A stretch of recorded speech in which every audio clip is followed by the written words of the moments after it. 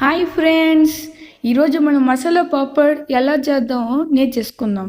First కొంచెం onions cut చేసుకోండి, కొన్ని టొమాటోలు కూడా కట్ చేసుకోండి, కొన్ని కొరియండర్ లీవ్స్ కూడా కట్ చేసుకోండి.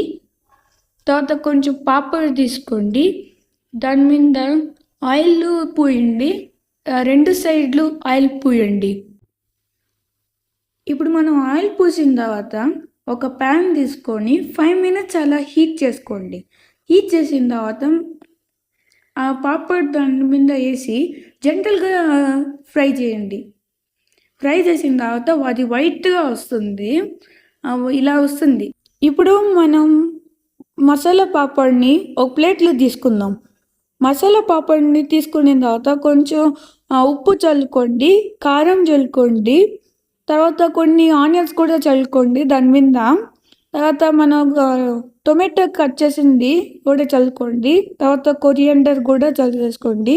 తర్వాత మీకు టేస్ట్ కోసం చాట్ మసాలా లేకుంటే నిమ్మకాయ పిండుకోవచ్చు. ఇప్పుడు మన మసాలా పాపడు రెడీ అయిపోయింది. టేస్ట్ చేసి చెప్పేయండి ఫ్రెండ్స్.